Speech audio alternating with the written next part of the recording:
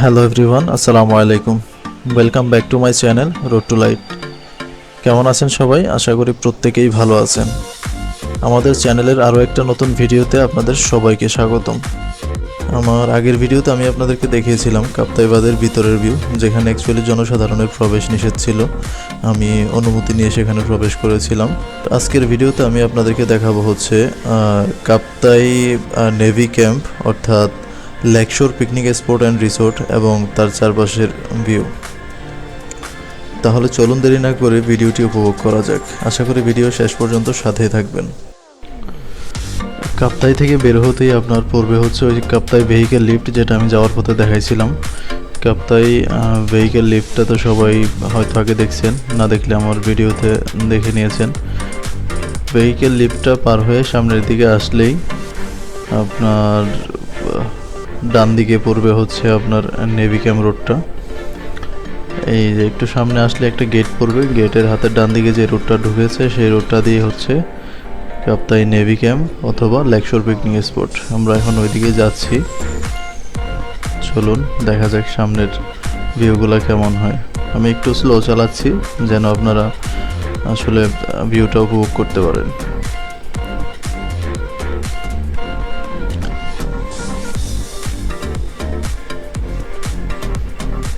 রাস্তাটা বেশি কিছু বলবো না, অ্যাভারেজ, তো ভালোও না তো খারাপও না।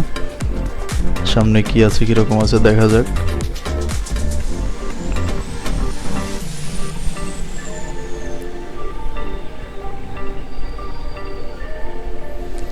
তবে এলাকাটা একটু পরিপাটি, অন্যান্য অঞ্চলে গেলে আসলে যেরকম একটু হট্টগোল দেখা যায়, ঝামেলা দেখা যায়, ওইরকম না। এলাকাটা একটু নিরিবিলি, মোটামুটি পরিষ্কার পরিচ্ছন্নই আছে।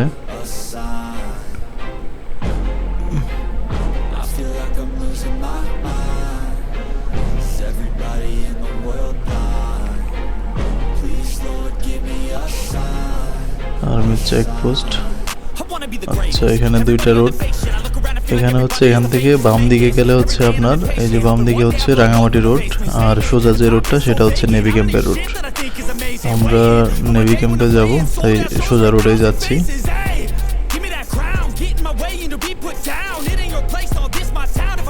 বেশ কয়েকটা চেকপোস্ট করবে, আমি আগে থেকে ধারণা নিয়ে আসছিলাম আর্মির এবং নেভির। এখানে আসলে ক্যামেরায় ভিডিও করা নিষেধ, তারপরে আমার হেলমেটে ক্যামেরা লাগানো ছিল। আসলে কি বলবো, একটা মিথ্যা কথা বলে ঢুকতে হয়েছে। আমি বলেছিলাম যে আমার ক্যামেরাটা অফ আছে, মিথ্যা বলার জন্য সরি।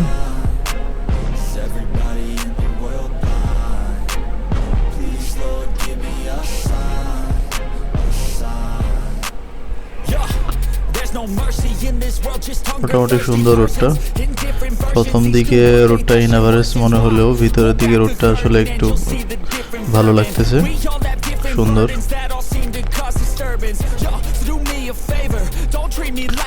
পাহাড়ি রোডে গাড়ি চালাইতে আসলে খুব ভালো লাগে।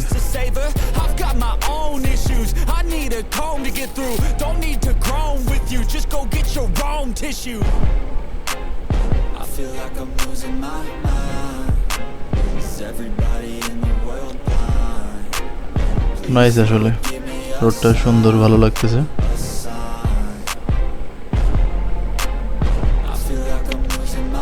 সামনে হয়তো একটা নেভি চেকপোস্ট পড়বে, জানি না সামনে ভিডিও করতে পারবো কিনা।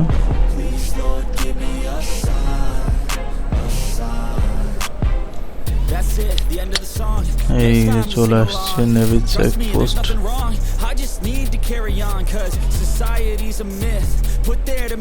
ক্যামেরা অফ করতে বললো, আমার ক্যামেরাটা অফ করতে হয়েছিল, তাই মাঝখানের কিছু আসলে ভিডিও রেকর্ড করতে পারি নাই। ক্যামেরা অফ বলতে আসলে আমি তো আগেই বলেছিলাম ক্যামেরা অফ, এখন একেবারে হেলমেট থেকে ক্যামেরাটা খুলে ফেলতে হয়েছিল। আসলে এটার কোনো মানে হয় না। একটা ট্যুরিস্ট এলাকা, মানুষজন ভিডিও করবে, আপনারা ট্যুরিস্ট এলাকা, ট্যুরিস্ট স্পট বানাইছেন, এখানে ট্যুরিস্ট আসবে, তো এখানে কি আছে না আছে, কীরকম সৌন্দর্য সেটা দেখার জন্য, আরও ট্যুরিস্ট আসার জন্য সেটা আমাদের তো ভিডিও করতে হবে, তাই না? ভিডিও করলে না আমরা আরও মানুষজনকে দেখাইতে পারবো। তো ট্যুরিস্ট স্পট করছে অর্থাৎ পাবলিক প্লেস করেছে, কিন্তু সেখানে ভিডিও করা যাবে না। এই রুলসগুলো আসলে কিছু জানি না, এগুলো কি আসলে প্রশাসনের উপরের লেভেল থেকে এই রুলসগুলা, নাকি দায়িত্বপ্রাপ্ত যারা আছে মানে তারা এটা ভাব নেই, কি জানি। যাই হোক, বিতর্কে গেলাম না। দেখেন জায়গাটা কিন্তু সুন্দর। চলে আসছি, এই যে এটা হচ্ছে আপনার লেকশোর রিসোর্ট। আপনি চাইলে এখানে রাত্রি যাপন করতে পারবেন।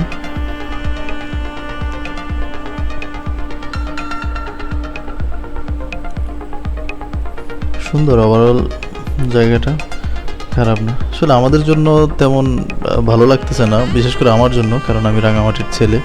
এসব পাহাড়, নদী, লেক এগুলো ছোটোবেলা থেকেই দেখে অভ্যস্ত। শৈশব মিশে আছে এই পাহাড় আর লেকের সাথেই। তো দেখতে দেখতে এটা ইনএভারেজ হয়ে গেছে। যারা শহরে থাকে তাদের জন্য কিন্তু আসলেই একটা খুবই চমৎকার প্লেস। তারপরে আর নদী, পাহাড় যাই বলি না কেন, যতই দেখি আসলে এটার তৃপ্তি মিটে না। একটা অন্যরকমের সৌন্দর্য আছে, বিশেষ করে তিনটা জিনিসে, আপনার নদী, পাহাড় অ্যান্ড সমুদ্র। এই তিনটা জিনিসে আমার একটা অন্যরকম নেশা আছে। এটা যেন, এই তৃপ্তি যেন আমার মেটেই না, যত দেখি ততই ভালো লাগে। এটা হচ্ছে শেষ সীমানা, এর সামনে যাওয়া যাবে না। এই যে একটা দাগ দেওয়া আছে, এই দাগের সামনে যাওয়া নিষেধ। এখান থেকে ব্যাক করতে হবে।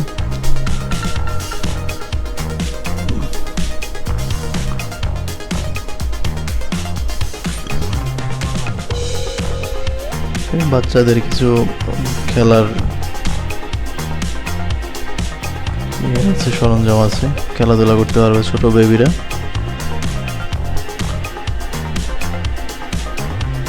গাড়িটা পার্কিংয়ে দিয়ে সামনে কি আছে আপনাদেরকে দেখাবো।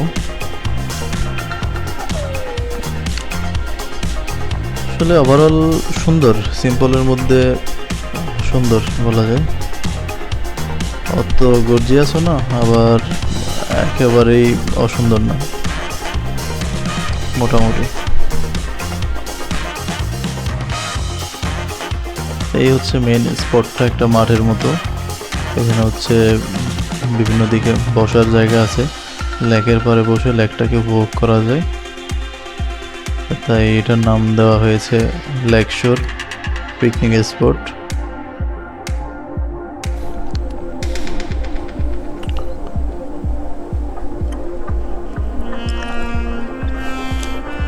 এই আর কি, এখানে মানুষজন আসে, বিকেলে একটু আড্ডা দেয়।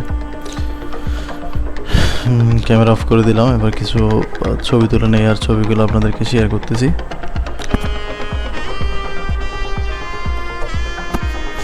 কিছু ফটোশ্যুট করা যায়, আসলে সুন্দর। ফটোশ্যুট করার জন্য প্লেসটা সুন্দর, ভালো ভিউ আসে। আন্টিরা জায়গায় দিচ্ছে না ছবি তোলার জন্য।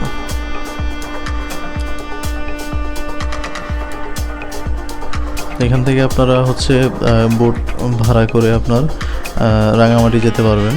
রাঙামাটি, তারপর রাঙামাটি, সুবলং, ওদিকের জায়গাগুলো এখান থেকে বোট নিয়ে আপনার ঘুরে বেড়াইতে পারবেন।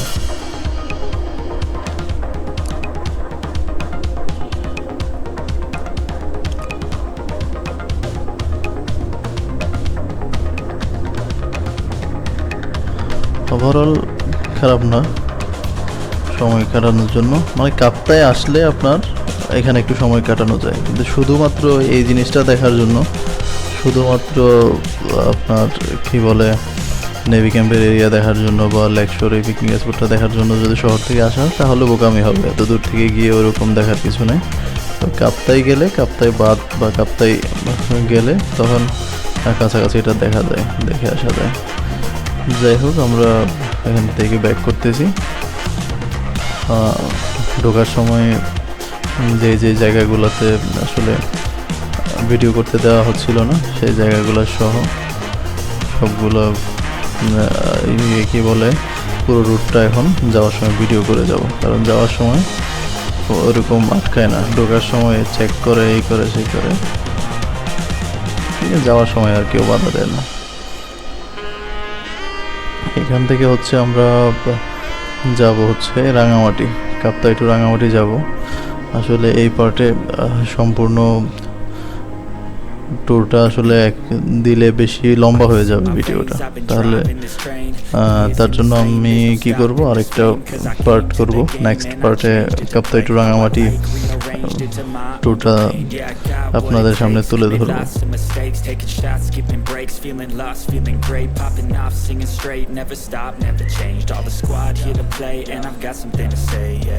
রোডটা কিন্তু সুন্দর, আসলে যাওয়ার টাইমে বেশি বোর্ড হয়ে গেছিলাম, এখানে চেক ওইখানে চেক, এখানে থামাচ্ছে ওইখানে থামাচ্ছে।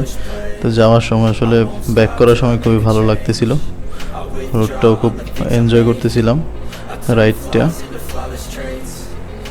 মানে এরকম একটা রোডে রাইড করতে কার না ভালো লাগে, অসাধারণ একটা পরিবেশ।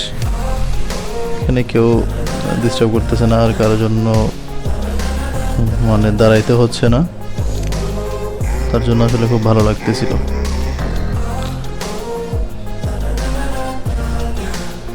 আশা করি সবাই শেষ পর্যন্ত সাথেই থাকবেন।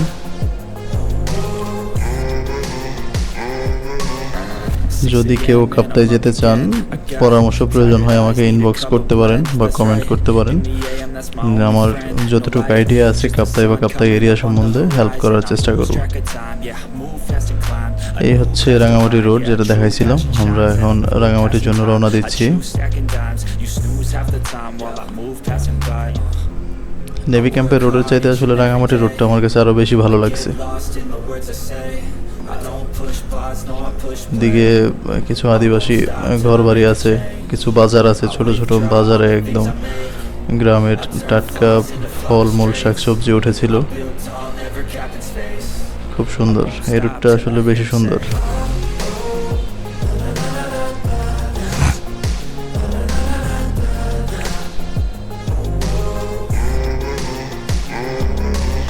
বিভিন্ন জায়গায় পাহাড় কেটে এই রোডটা করা হয়েছে।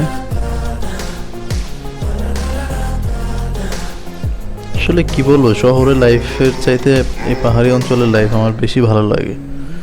শহরের যানজট, কোলাহল, চিল্লাপাল্লা, হই হুল্লা, এগুলা মানে কি বলবো, বোরিং ফিল হয়। আর এইসব রোডে রাইড করলে আপনার অন্য কিছু, যেমন তেমন আপনি কিছু দেখেন বা না দেখেন, আসলে মনটা একদম শান্ত হয়ে যাবে। আপনি সারা বছর বা সারা মাস দীর্ঘ টাইম যাবত যদি কোনো ডিপ্রেশনে ভোগেন বা কোনো পেরেশানিতে থাকেন, টেনশনে থাকেন, এইসব রুটে অন্তত 6 মাসে বা বছরে একবার হলেও আসবেন। এরকম রুটে পাহাড়ি অঞ্চলে আপনি যদি টানা বেশি না, আমি বলবো 1 ঘন্টা যদি রাইড করেন, আপনার দেখবেন মনের যত ক্লান্তি, যত আসলে টেনশন, হাইপার টেনশন সব দূর হয়ে যাবে। মনের মধ্যে একটা অন্যরকম শীতলতা চলে আসে, মানে একটা অন্যরকম ফিল, আসলে এটা বলে বোঝানো যাবে না। প্র্যাকটিক্যালি যারা আসলে এসব রুটে এসেছেন, রাইড করেছেন, তারা বুঝবেন অন্যরকম একটা ভালো লাগা কাজ করে।